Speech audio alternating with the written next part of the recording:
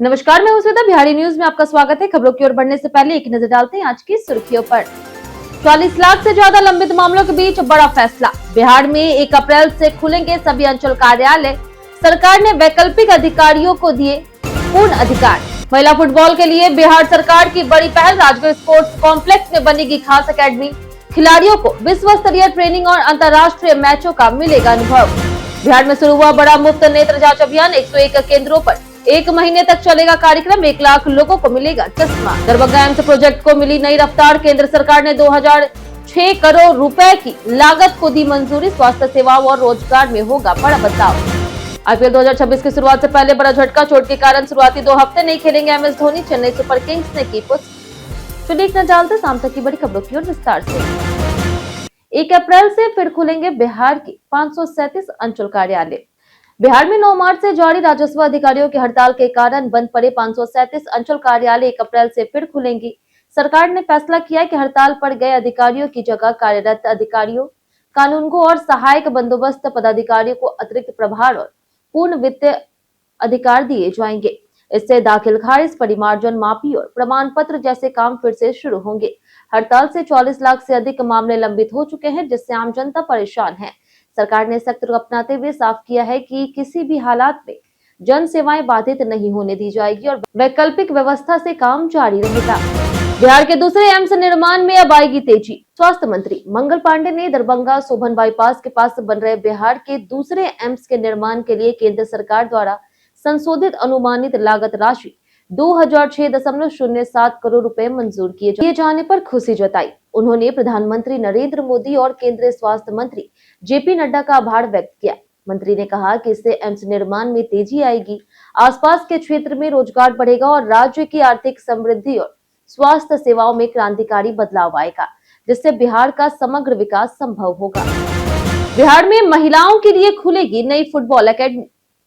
बिहार में महिला फुटबॉल को बढ़ावा देने के लिए राजगीर खेल परिसर में विशेष एकेडमी स्थापित की जाएगी। यह एकेडमी सीनियर महिला, अंडर 20 और अंडर 17 खिलाड़ियों को विश्व स्तरीय प्रशिक्षण देगी। साल में 12 अंतर्राष्ट्रीय मैच आयोजित किए जाएंगे ताकि खिलाड़ियों को बेहतर मैच अनुभव मिले और आत्मविश्वास बढ़े। अखिल भारतीय फुटबॉल महासंघ की रणनीतिक साझेदारी के तहत प्रदेश के चुनिंदा क्षेत्रों से प्रतिभाओं की खोज की जाएगी और उन्हें पेशेवर प्रशिक्षण दिया जाएगा। इसके अलावा बिहार में कोचिंग और रेफरी वर्कशॉप आयोजित कर स्थानीय कोच और रेफरी को अंतर्राष्ट्रीय मानकों के अनुरूप तैयार किया जाएगा। बिहार के 101 केंद्रों पर चलेगा मुफ्त नेत्र जांच अभियान। बिहार के 101 बुनियादी केंद्रों पर एकमात्र मुफ्त नेत्र जांच अभियान चलाया जाएगा, जिसके तहत 1 लाख लोगों को चश्मा दिया जाएगा। यह अभियान 3 चरणों में हो रहा और सभी आयु वर्ग के लोग लाभ ले सकते हैं। पहला चरण 23 मार्च से 22 केंद्रों पर 883 लोगों की जांच हुई, जिसमें 722 को चश्मा की जरूरत पाई गई। जांच के 15 दिन बाद चश्मा वितरित किया जाएगा। वहीं दूसरे चरण की शुरुआत 30 मार्च से होगी। उज्जवल दृष्टि योजना के तहत अब तक 89,695 चश्मे बांटे जा चुके हैं और जानकारी के लिए टोल फ्री नंबर भी जारी किया गया। बिहार को मिली 3 नई ट्रेनों की सौगात। भारतीय रेल ने बिहार को 3 नई ट्रेनों की सौगात दी है। पटना अहमदाबाद अमृत भारत एक्सप्रेस, पटना राजगीर एक्सप्रेस और Saharsa Jamalpur memo. Railway board से मंजूरी मिल चुकी है और रूट टाइम भी जारी कर दी गई। हालांकि संचालन की तिथि अभी तक नहीं आई है। इन ट्रेनों से यात्रियों, खास करके प्रवासी लोगों को बड़ी राहत मिलेगी। बढ़ती भीड़ और राजस्व को देखते हुए स्पेशल ट्रेनों को नियमित किया जा रहा है। इसके अलावा पटना एयरपोर्ट से 4 साल बाद रात में उड़ान सेवा भी शुरू होगी। समर शेड्यूल में 44 उड़ानों का संचालन होगा, जिससे कनेक्टिविटी और बेहतर होगी। जीविका योजना से जुड़कर सशक्त होंगे बुजुर्ग, दिव्यांग और ट्रांसजेंडर। बिहार में सामाजिक समावेशन के तहत बुजुर्ग, दिव्यांग और ट्रांसजेंडर को सशक्त बनाने के लिए उन्हें जीविका योजना से जोड़ा जा रहा। पायलट प्रोजेक्ट सुपौल, मधुबनी और दरभंगा में शुरू हुआ, जहां अब तक 6012 दिव्यांग और 623 बुजुर्गों के समूह बनाए गए। इन्हें आरएफ और प्रारंभिक निधि देकर के छोटे रोजगार शुरू करने का मौका मिलेगा। पंचायतों के विवाह मंडप ऑफ सीजन में स्नेह केंद्र बनेंगे, जहां बुजुर्ग बच्चों को पढ़ाएंगे और संस्कार देंगे। इससे बुजुर्गों का एकाकीपन दूर होगा और बच्चों को बेहतर मार्गदर्शन मिलेगा। जल्द ही यह योजना पूरे बिहार में लागू की जाएगी। एयरलाइंस टिकट कमी से महंगी हुई पटना खाड़ी यात्रा। पटना से खाड़ी देशों की यात्रा पर जारी तनाव के कारण फ्लाइट टिकट उपलब्ध नहीं हो रही। फरवरी में लौटे यात्रियों के लिए दुबई, कतर, बहरीन जैसे डेस्टिनेशन तक पहुंचना मुश्किल हो गया। एयर इंडिया एक्सप्रेस और इंडिगो कुछ कनेक्टिंग फ्लाइट दे रहा, लेकिन 10 अप्रैल तक ही प्राथमिकता के साथ बुकिंग हो रही। लंबे रूट से उड़ानें संचालित होने से यात्रा समय और किराया बढ़ गया है। पहले 20 से 22,000 रुपए वाला किराया अब 60,000 से लेकर के 1 लाख रुपए तक पहुंच गया, जिससे खाड़ी में काम करने वाले यात्रियों को गंभीर चुनौती का सामना करना पड़ रहा। अब 37 लाख तक की गाड़ी में चलेंगे मंत्री और बड़े अधिकारी। बिहार सरकार ने महंगाई और ऑटोमोबाइल कीमतों को देखते हुए सरकारी वाहनों की खरीद सीमा बढ़ा दी है। अब मंत्री और हाईकोर्ट जज 37 लाख तक, वरिष्ठ अधिकारी 30 लाख तक, डीएम और जिला जज 22 लाख तक, जबकि एसपी 18 लाख तक की गाड़ी खरीद सकेंगे। निचले स्तर के अधिकारियों के लिए भी सीमा 14 से बढ़ा करके 16 लाख तक कर दी गई है।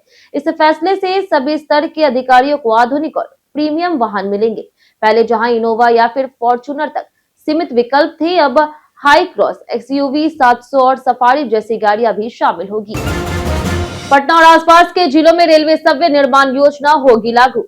रेल पटरी पार करने से होने वाली दुर्घटनाओं को रोकने के लिए रेलवे ने बिहार समेत पूर्व मध्य रेल क्षेत्र में नई पहल शुरू की। पटना, आरा, बक्सर, गया, समस्तीपुर, मुजफ्फरपुर और भागलपुर जैसे जिलों में रोजाना लोग अनधिकृत रूप से पटरियां पार करते हैं, जिससे हादसे होते रहते हैं। रेल अब संवेदनशील स्थानों पर तेज गति से सिर्फ 12 घंटे में तैयार पुलियां बनाएगा। इन पुलियों का उपयोग पैदल, साइकिल और मोटरसाइकिल सवार कर सकेंगे। सेक्शन में यह योजना विशेष रूप से लागू होगी और ट्रेनों के संचालन पर न्यूनतम असर पड़ेगा। बिहार सिविल कोर्ट चपरासी भर्ती प्रीलिम्स परीक्षा हुआ रद्द।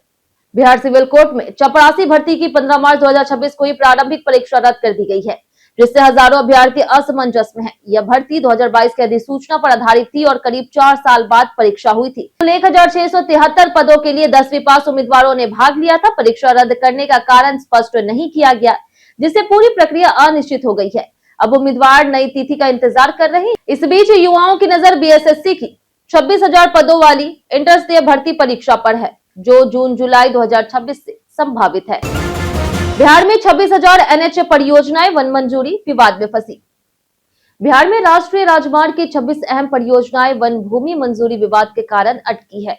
इन प्रोजेक्ट्स के लिए 711.92 हेक्टेयर वन भूमि की जरूरत है, लेकिन वन विभाग द्वारा गैर वन भूमि देने की शर्त से केंद्र और राज्य में टकराव पैदा हो गया। केंद्रीय सड़क परिवहन मंत्रालय ने चेतावनी दी है कि 31 मई तक मंजूरी नहीं मिली तो परियोजनाएं रद्द हो सकती है। पटना पूर्णिया एक्सप्रेसवे समेत कई बड़े प्रोजेक्ट प्रभावित है। केंद्र इस शर्त को नियमों के खिलाफ मान रहा। विवाद सुलझा नहीं तो बिहार की कनेक्टिविटी, विकास और आर्थिक गतिविधियों पर बड़ा असर पड़ सकता है। नालंदा के आर्मी जवान सुमन कुमार सिंह का निधन, गांव में शोक। नालंदा के आर्मी जवान सुमन कुमार सिंह की लंबी बीमारी के बाद मौत हो गई है। वह लद्दाख में तैनात थे और तबियत बिगड़ने पर लखनऊ के अस्पताल में इलाज चल रहा था। ब्लड कैंसर और पीलिया से पीड़ित सुमन ने 27 मार्च को अंतिम सांस ली। शुक्रवार को उनका पार्थिव शरीर गांव मोकरमपुर मिर्चाईगंज पहुंचा, जहां भारत माता की जय के नारों के बीच अंतिम विदाई दी गई। पत्नी और बच्चों का रो रो कर बुरा हाल था। वहीं अंतिम संस्कार में ग्रामीण विकास मंत्री श्रवण कुमार भी शामिल हुए और श्रद्धांजलि दी। परिवार के अनुसार बर्फीले क्षेत्र में ड्यूटी के दौरान उनकी हालत और बिगड़ गई थी। तेज प्रताप यादव ने भतीजे के साथ भावुक वीडियो किया share. RJD supremo Lalu Prasad Yadav के बड़े बेटे तेज प्रताप यादव ने सोशल मीडिया पर अपने छोटे भाई तेजस्वी यादव के बेटे इराज के साथ खेलते हुए एक भावुक वीडियो साझा किया। वीडियो में दोनों जमीन पर खिलौनों के साथ खेलते नजर आए और तेज प्रताप ने लिखा कि बेटा पापा का गर्व होता है और पापा बेटे की सबसे बड़ी ताकत। वीडियो में पापा मेरी जान और कोरे कोरे सपने मेरे जैसे गाने भावनात्मक असर बढ़ा रहे। इससे परिवार में रिश्तों की नजदीकी और जुड़ाव का संदेश मिला। यह पोस्ट कात्यायनी के जन्मदिन के दिन भी साझा की गई। गया अंतर्राष्ट्रीय हवाई अड्डे पर 5 किलोग्राम विदेशी गांजा बरामद। गया अंतर्राष्ट्रीय हवाई अड्डा अंतर्राष्ट्रीय तस्करों के निशाने पर है, जहां हाल के महीनों में लगातार मादक पदार्थ बरामद किए गए। थाईलैंड से आने वाली फ्लाइट्स के जरिए हाइड्रोपेनिक बीट्स और विदेशी गांजा तस्करी की गई। अब तक 5 मामलों में कुल 57 किलोग्राम हाइड्रोपोनिक बीट्स बरामद हुई, जिसमें 10 तस्कर गिरफ्तार किए गए। ताजा मामले में गोरखपुर के विशाल ओझा को थाई एयर एशिया फ्लाइट से 5 किलोग्राम विदेशी गांजा के साथ पकड़ा गया। बरामद गांजे की अंतर्राष्ट्रीय कीमत लगभग 5 करोड़ रुपए है। सुरक्षा एजेंसियां पूरे तस्करी नेटवर्क का पता लगाने में लगी है। आईपीएल 2026 के शुरुआती 2 हफ्ते नहीं खेलेंगे MS Dhoni. MS Dhoni IPL 2026 के शुरुआती 2 सप्ताह में नहीं खेल पाएंगे, क्योंकि वह पिंडली की चोट से उबर रहे हैं और रिहैब में हैं। चेन्नई सुपर किंग्स ने इसकी पुष्टि की। टीम का पहला मैच 30 मार्च को राजस्थान रॉयल्स के खिलाफ होगा। धोनी की गैर मौजूदगी में संजू सैमसन विकेट कीपिंग करेंगे और ओपनिंग संभाल सकते हैं।